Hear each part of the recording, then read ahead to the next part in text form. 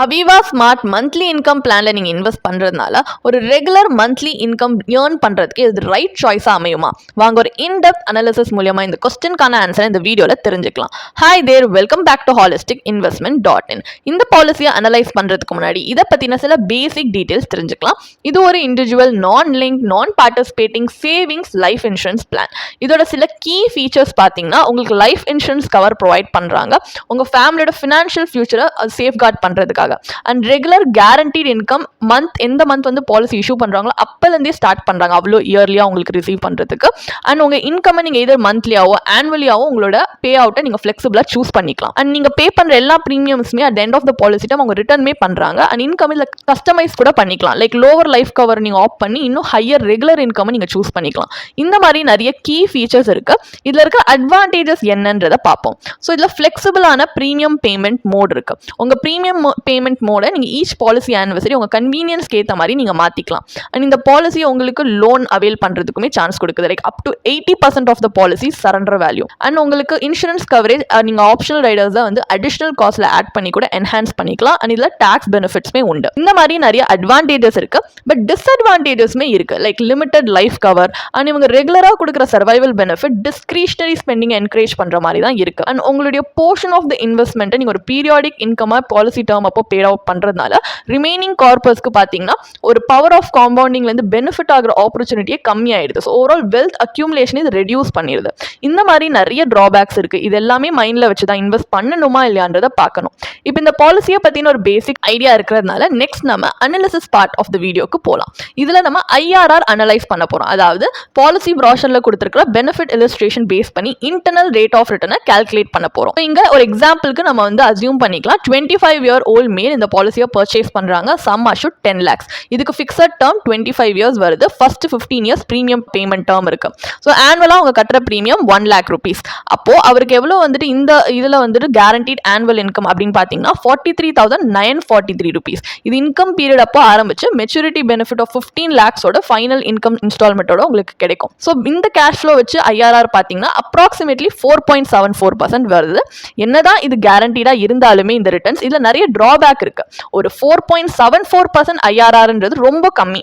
And இன்வெஸ்டர்ஸ்க்கு ஒரு மீனிங்ஃபுல்லான long term வெல்த்தோ இல்லை இன்ஃப்ளேஷனை ஒரு எக்ஸ்டெண்டட் பீரியட்ல அவுட் பேஸ் பண்றதுக்கு இது ஹெல்ப் பண்றது இல்லை. அடிஷனலா சம் அஷூட்மே மாடஸ்டா தான் இருக்கும். ஓவரால் இந்த பாலிசி உங்களுக்கு இன்வெஸ்ட்மெண்ட் ரிட்டர்ன்ஸா எடுத்துக்காங்க, இல்லை இன்சூரன்ஸ் ப்ரொடெக்ஷனா எடுத்துக்காங்க, ரெண்டுத்துலயுமே இட் ஸ்கோர்ஸ் புவர்லி.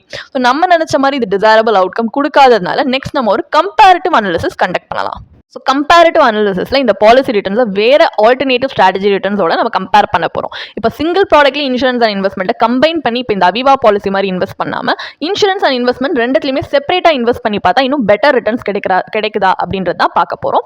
இதுக்கு நம்ம ப்ரீவியஸ் எக்ஸாம்பிளோட சேம் இல்லை சிமிலர் பேராமீட்டர்ஸ் தான் எடுத்திருக்கோம் ஃபார் ஃபேர் கம்பேரிசன். இங்க லைஃப் கவருக்கு நம்ம pure term life insurance policy எடுத்திருக்கோம். Sum assured 10 lakhs. அப்போ அப்ராக்சிமேட்லி இது 5,800 rupees தான் பர் இயர் கட்டுற மாதிரியே இருக்கு for 25-year policy term.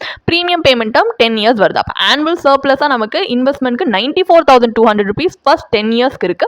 Remaining 5 years insurance premium இல்லாததுனால என்டையர் 1 lakh நம்ம ஆனுவலா இன்வெஸ்ட் பண்ணலாம்.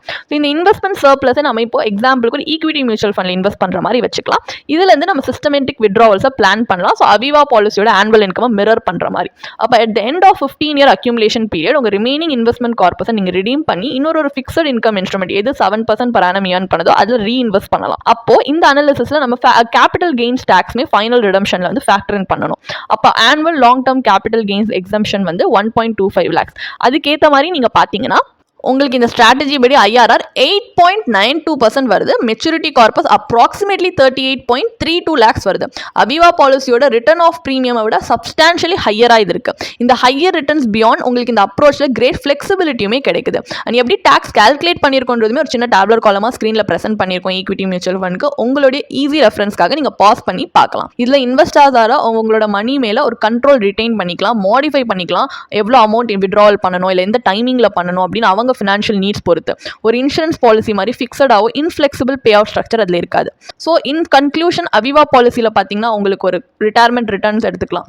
ஒரு இன்வெஸ்ட்மெண்ட் ரிட்டர்ன் எடுத்துக்கலாம், ஃப்ளெக்சிபிலிட்டி எடுத்துக்கலாம், லைஃப் இன்சூரன்ஸ் ப்ரொடெக்ஷன் எல்லாத்துலேயுமே இட் ஃபால்ஸ் ஷார்ட். பட் இன்சூரன்ஸை இன்வெஸ்ட்மெண்ட்லேருந்து நம்ம செப்பரேட்டாக இன்வெஸ்ட் பண்ணுறோம். லைக் இப்போ ஒரு pure term policy equity mutual ஃபண்டோட கம்பைன் பண்ணும்போது ஒரு எஃபிஷியன்ட் சொல்யூஷனாக தான் அது வருது. நம்மளுக்கு higher long term wealth creation கிடைக்குது, அடிக்குவேட்டான லைஃப் கவர் கிடைக்குது, கிரேட்டர் ஃபினான்ஷியல் ஃப்ளெக்சிபிலிட்டி கிடைக்குது.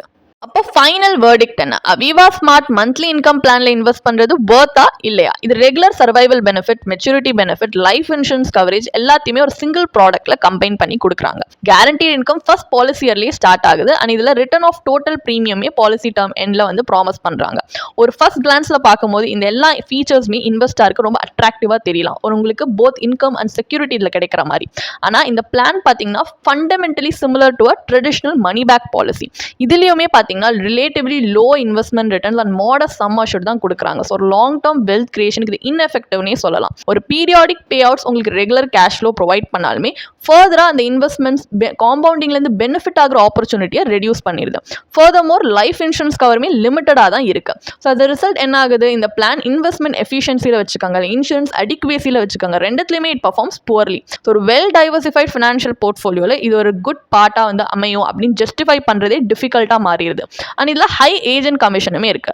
அப்போ மோர் எஃபெக்டிவாக ஒரு அப்ரோச் என்னவா இருக்கும் அப்படின்னு பார்த்தீங்கன்னா செப்பரேட்டாக இன்வெஸ்ட் பண்ணுறது தான். இப்போ நீங்கள் பியூர் டேர்ம் பாலிசி எடுத்துக்கிட்டிங்கன்னா உங்களுக்கு சப்ஸ்டான்ஷியலி ஹையர் லைஃப் கவர் ஒரு ஃப்ராக்ஷன் ஆஃப் த காஸ்ட்டில் கிடைக்குது. ஸோ உங்கள் ஃபேமிலிக்கு நீங்கள் ஃபினான்ஷியல் செக்யூரிட்டி அடிக்குவேட்டாக என்ஷோர் பண்ணலாம்.